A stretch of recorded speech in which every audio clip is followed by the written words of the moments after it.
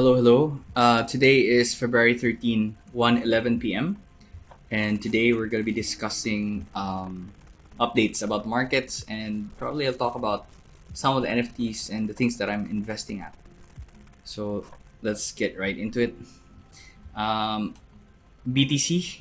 BTC, we've seen that monster rally, and then finally we have that correction over here. Short term, mukhang magkakaroon pa tayo siguro ng sideways or to downwards trend. But our long-term trend is still intact.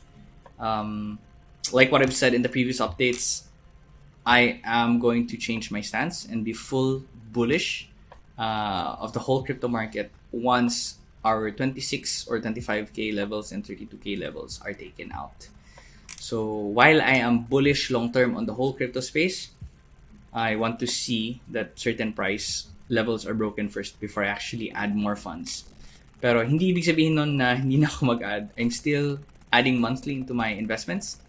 So, dollar cost average yung ginagawa ko into certain tokens, coins, NFTs.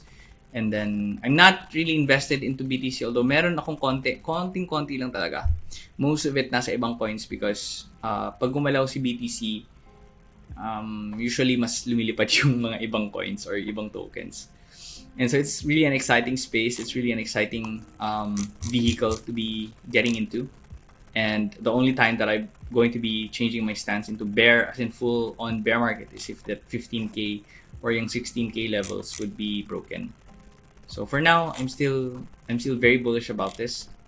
Even if, let's say, the whole world crashes, mas lalo magiging bullish ako sa crypto because unlike other world markets or let's say US market, Philippine market, if they crash, then local markets or ano ba, like with crypto kasi maraming benefits. I don't want to get into it and geek out kasi maubos siguro yung oras natin. But basically, the whole world is participating in this market. It's not just limited to a few countries and wala masyadong restrictions. And it's 24/7. So imagine that. Some of our markets only Monday to Friday tapos nahirapan ka pang i-withdraw, di ba? So, not trash talking, I'm just saying that most markets there's always going to be opportunity whether you're trading stocks, forex, crypto, NFTs, whatever it is. But yeah, my preference right now is in crypto. So that's it for BTC. I'm not gonna go into the other coins kasi baka mamaya magre-request na lang kayo ng mga stock reco or coin recos. But basically, that's it. Pag usually yung galaw ni BTC, it's going to be amplified into the other coins. So yeah, that's it. Next is what? Yung mga request niyo usually is yung sa copy trading. So, an update to my copy trades. I invested around 2,150 or 2,200 USD in total recently. Again, the reason why hindi ganun kalaki yung nilalagay ko, let's say for example, hindi ako nagbobomba ng 5k, 10k, ganyan, because I know that there's going to be a correction coming. And I'm still trying to find which traders to copy. So, may mga magagaling na trader depending on the markets. Hindi yan usually parang all market cycles expert. Meron namang ganun pero sobrang bihira. At saka hindi mo usually makikita yan sa mga copy trading platforms. But yeah, basically ito na sila. I think I copied around 9 or 10 traders just to see if sino ba yung magaling dito, sino ba yung mga pwede.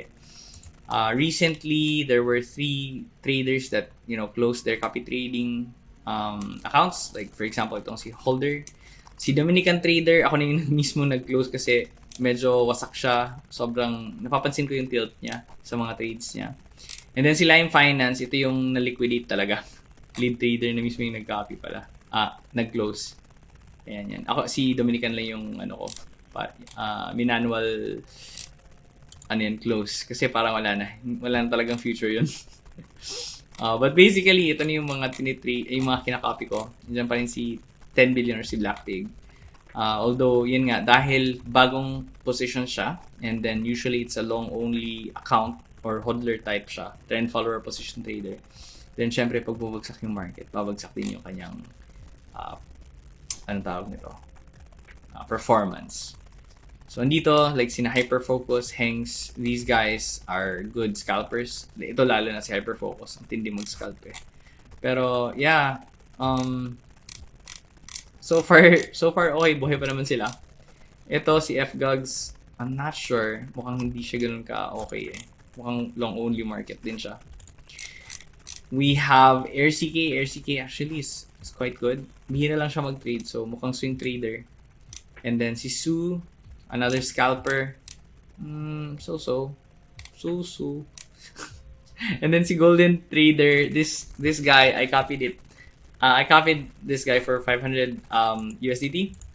Unfortunately, yun yung kanyang minimum. So, I can't really go lower. But yeah, hoping for the best. Hindi naman siya ganun ka wasak mag-trade. Mukhang okay naman siya. So, yeah. These are my parang picks for now. And then, yeah, currently, 420 tayo. Net profit, negative 14. Negative 400 tayo in realized losses. And I'm taking into consideration yung mga sinuggest ninyo na parang platform improvements, especially if you guys wanna close half of their positions. So for example, si Blackpig, meron siyang Matic, nakita ko yun one time. Yan. Meron siyang Matic and then 100% up na siya. Like if I want to close half of it, I'll ask. Kasi right now, whole position talaga yung masasara. If ever gagalawin mo yan. And may mga nagtanong din, like if you can set yung stop loss or TP, pwede. You can set it up here. You can do that manually. May mga times ako personally, nagmamagaling ako, kina-close ko yung mga positions. Pero like at some point, feeling ko parang, bakit pa ako nagmamagaling? Like, kaya nga ako nag-copy trade, di ba? Para hindi ko na siya isipin. Bakit ko pa kalikutin? So kung hindi siya magaling na trader, edi stop copy na lang. Kung magaling na trader, I'll just let them do whatever it is that they do best. So, tiwala na lang.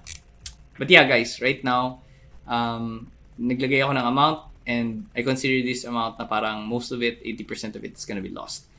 And if you're gonna ask me, like, Z, alam mo naman palang babagsak, bakit hindi ka na lang mag-take out and then lagay mo na lang pag ano? Well, guys, I just really wanna test them out and see if okay ba sila i-copy or hindi for the long term. Kasi, syempre, you wanna make sure that you're putting into good people yung mga investments mo. So without risk, there's nothing to gain. And if you risk too much as well, you won't be able to play the game. So just make sure that you balance things. Alright? Especially if you're still starting, testing out, lagay lang muna ng maliit. Pag nakita nyo na okay yung performance, saka na kayo magdagdag. So please do watch that previous video on copy trading or how to do the trader wagon thing, how to select traders, because makakatulong yun para sa inyo. Kaya din yung mag-benefit nun. So, yeah. The next thing that I'm gonna be discussing is one NFT that you guys already know na ang dami kong hawak. So, it's Thai Robotics. Could be also an investor update for those in the overflow. I'm just gonna talk about the general things. But yes, I have around 31 Thai Robotics na hawak-hawak. So this is a mix of personal, friends, and investor or partner money. That's 31 times 21 point. Yeah. Magkano ba yung dollar ngayon? Hindi ko na maalala. 45? Or is it 44? Let's see, it's 44. It's $44.5 times 21 Sol USD times how much is 1? 1 is 140. 140.95. So around 131 yung isa nito. And I have around 31 Thai Robotics. So I have around 4 million holdings worth. Previous years I was holding the gods, and it's still one of the best projects out there. And I still believe in their vision. Although ngayon, just weighing in the risk and reward ratio and where things are undervalued, I believe that Thai Robotics is one of the best bets right now. So yeah, marami dito binili ko 180 to 220k worth. So, ganun kalakas yung conviction ko, guys. Pwede itong mag-zero. That's why I'm also diversified. I'm not just diversified into this. But ayun, one of the things that I'm excited about is yung kanilang launch ng token, the new token, before it was scrapped. To give you, let's say, a quick introduction, I guess, about the Tayo robotic story. It was really a rug project. Ibig sabihin, talagang um, ano yun, wala talagang plano for this project, and then they just were bought out by a certain company or a certain personality that has businesses in the Web2 space. So yun, parang ngayon ang nangyayari is ini-inject niya yung mga assets niya or parang tinaya niya na yung buhay niya to the success of this project, which is Tire Robotics or this brand. And so you might be thinking like, why should I invest into NFTs? Why should I invest? Hindi ba mga pictures lang yan? Well, number one, you're right naman dyan, but it can be so much more than pictures or art. So I want you to see NFTs as levels, right? Or categories. Some NFTs, which is only art, yan talaga yung pinaka-base form niya art lang. It can be a good-looking art. It could be, let's say, a really bad-looking art, pero ang laki ng kanyang value. And you might think, bakit ba mataas yung value nito versus, a certain NFT? And dyan papasok yung utility and also, for example, kung sikat siya. So may mga NFTs na hindi gaanong, let's say, kagandahan, pero dahil sikat yung may gumawa, edi talagang parang na-infuse yung kasikatan niya dun sa NFT na yun. That's why ang laki ng value na yun. There could also be NFTs that have historical value. So, for example, kung ito yung mga sinaunang NFTs or the first NFTs in that certain chain or the first ones that were ever created, then, of course, tataas yung value yan because it's kind of like a relic of the past, right? So, it's not, just because it's that, people who are collectors would put more value into it than others. So, you're investing actually to sell to collectors. So, ganun yung level niya. And so NFTs kind of like are a gateway to combine all of these people that are interested into the space. You got gamers, you got collectors, you got companies who are actually putting their company or tying up their company value into the NFTs that they're creating. So I want you to see NFTs as that. Maraming ways to make money into NFTs. There's also many ways to get scammed. So make sure that whatever it is that you're interested in or fund in, focus on that. So in the case of, let's say, NFT games, it's art and also, something that you can use. So if you're a gamer and then mahilig ka, let's say, ng Dota or Mobile Legends. Ano pa yung isa? Yung nilaro ko before Call of Duty. Yeah, COD Mobile. Diba? Like, we buy all these skins. It doesn't even add to, let's say, the damage or whatever it is. But it just looks good. And parang, wow, it feels good to see your character with a good skin and, you're playing the game. And so, sometimes you can't sell it. Sometimes you can, especially if my marketplace. But that is another utility of an NFT. With here, though, you might be able to sell, let's say, that NFT to a certain player who really likes your skin. So it's kind of like selling it to a gamer who's also a collector. So those are kind of like, parang level up version of just art. May use siya for collectors. Again, depende And Tire Robotics is kind of like, not just art. Kasi basag yung art nito but they're gonna do an art revamp. Meaning, papalitan nila ito. They actually hired artists. And maraming mga bagay na nasa, sa Tire brand. But what I'm wanting to focus here is that I want you to see NFTs as a way for companies, actual, real-life companies, to get funding or to get into the Web3 space. Because Web3, this is going to be the future. We're going to see a lot of changes on how we look at money, and NFTs is going to be playing a big or vital part of that change. And so with Tire Robotics, it's not just art. It's really a solid company. It's kind of like a holdings company. They have a lot of things. Diversified sila sa maraming bagay eh. So they have one thing na pumapasok sa isip ko yung casino nila eh kasi wala. It's kind of like how many times do you get opportunities wherein you can actually invest into the house and not gamble? So, di ba? They always have this saying that the house always wins. And, pagka nagsugal ka, yun, mas matatalo ka doon, di ba? Especially for people who love doing that. But guys, no judgment. Kasi you're part of the whole ecosystem. If you like to gamble, then you make the house win. And if you're betting into the house, then you win as well. Anyways, ba't ako napunta doon? Anyway, that's just one product of Tayo na hindi pa nila actually na-release. But yeah, nasa ecosystem nila yon. Tayo is actually a tech company that's actually helping the entire Solana ecosystem and probably other chains as well to improve into different services. They have tools for you to, if for example you want to launch your own NFT collection, then you can tap and ask them to help you out kasi din sila, incubator sila, meaning para silang mga VC. They're gonna hindi pala sila VC, sorry. More like they will help you have the tools so that you can launch your project. Pero parang ganun na rin, they actually kind of get, hindi sila VC, but they get kind of like a role in advising you how to launch your project, ganyan. So there's that. And then they get, let's say, a portion of that goes to them and to their holders. So if you're investing into them, tapos let's say maganda yung project, they also benefit from that. And then they're launching a token soon.